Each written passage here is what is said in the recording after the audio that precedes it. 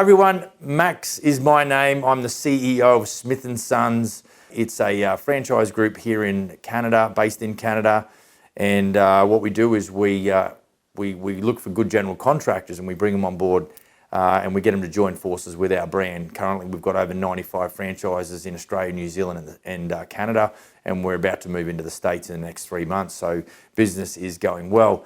The reason for my video today is that we talk a lot about how we should run the business, and a lot of it is tangible, a lot of it is physical, a lot of it is very practical. But there's definitely an element of it that is more internal to you as a builder or a general contractor, and it's definitely got more psychology built into it and around it. So in the business, when I'm dealing with general contractors, particularly new guys that we bring on board that join forces with the Smith & Sons brand, we talk to them about the 5 high performance pillars, and they start with mindset. I'm going to talk about mindset today, but the others revolve around management, marketing, mentoring, and of course business mastery. And I think it's important that as you develop your business, your whole idea around being in business for yourself, there's a lot of truth in what we say with the guys too. When they come on board and they join forces with Smithies, they're in business for themselves, but not by themselves. And this is certainly, none of this video that you'll see on this channel is a pitch, but there's a couple of ways you're going to make, you're going to develop your business. And like I've talked about before, it's either trial and terror. It's either, getting a consultant or a coach, which that might suit you better. And I'd urge you to investigate that option. And of course, the third option is to come on board, in a franchise organization like Smithies. So they're your 3 things. But the other key performance pillars that we talk about, like I just alluded to with those 5. And the one I want to talk to you today about is the mindset. And, I tell a lot of my guys, I said, your ability, the more you learn, the more you earn. Your attitude determines your altitude. So when I'm talking about mindset, the biggest blockage to your business could be you. And I would say to a lot of my guys, I said, what you need to do right now is to go and take a look in the mirror and ask yourself some questions. What is it about my business that bothers me, and am I the problem? Am I the hold up? Am I the bottleneck? And so I think we've got to have, an abundant mindset. We can't have a mindset that is blaming others. If you're in a blame mindset where you have to take responsibility for both good and bad. For me as a CEO, really, if things go well, I deflect that accolade to the team, to the franchise group, to my business partners, etc. If things start to fail in my business, I have to take responsibility for those. And a lot of the reason is because that's actually an empowering endeavor. If you were to do that, even if you could justify and you could easily blame a third party, unfortunately, if you cast the blame over there, that's where the solution is. Whereas if I take the blame on board and I say, what can I learn? What can I do better? What can we learn from this going forward? That definitely changes the atmosphere around you and your business, because now you're in control. And so the last thing on our list ultimately is business mastery. And that, I think, is what all of us want. You want the time to be able to go spend the money, but you need the money to be able to go spend the time, and you need the balance between those two.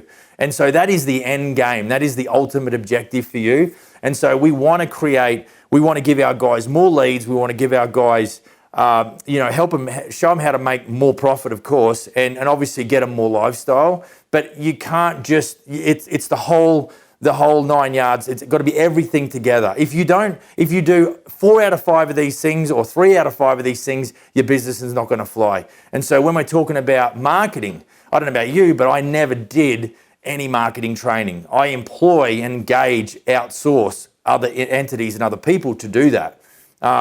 But if you're a smaller operator, then you've got some challenges, because it's like you've either got 2 ways to build a business: is either throw the money at it, employ the people, then go get the work to fill that, or you've got to bite off more than you can chew, get a load of work, and then try and build, incorporate the labor or the human resource to go and achieve your end result. But I'm telling you, if things aren't out of whack, you're not going to have a round wheel. You're going to have a square wheel.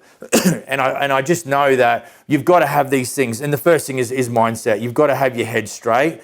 You've got to understand that, getting to altitude is that's where you're going to use most of your horsepower and a lot of your gas to get to the altitude. But you've got to understand, once you get to altitude, the cruise altitude is definitely, there's a little bit less stress on you as an operator. But a lot of us, we literally don't even get enough speed up down the runway to even get off the ground.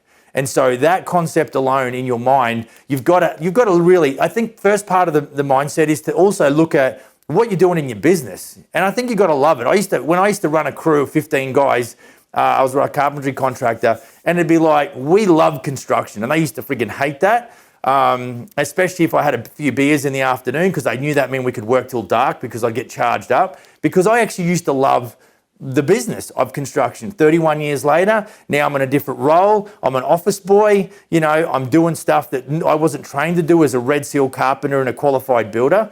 I'm now here coaching. I'm in a coaching and consultancy role. And, you know, that's really where we talk about mentoring. But, you know, I want you guys to think about the landscape of your business. Make sure you love what you do. If you don't, look, you might not be a lead dog.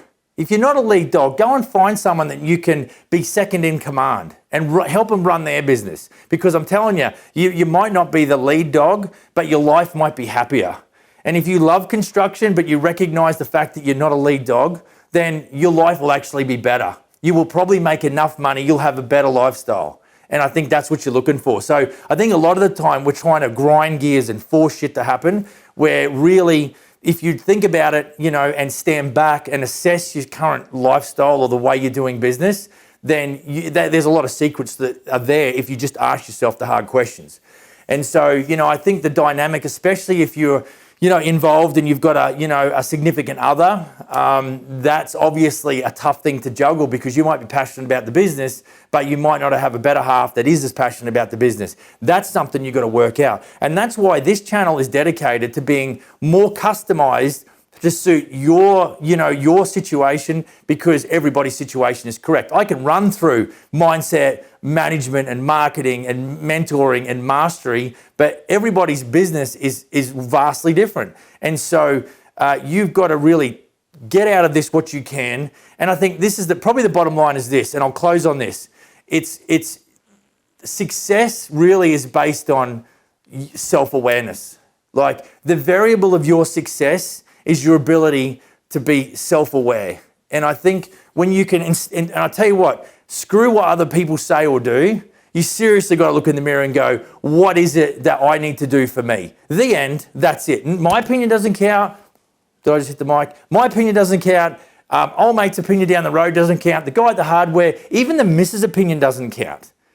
Except if it revolves around you living happy in your family entity and your unit. That's super important. So I think first things first, do some self-awareness analysis, figure out where you want to be in 2, 5, and 10 years, understand what sort of lifestyle that you want, and then we can build a business around that. If you like this information and you find it that there might be some traction that you're going to gain from watching this, we'd love you to subscribe, give us a thumbs up, and certainly feel free to email me directly, max@businessforbuilders.ca, and I'd love to answer some of your questions.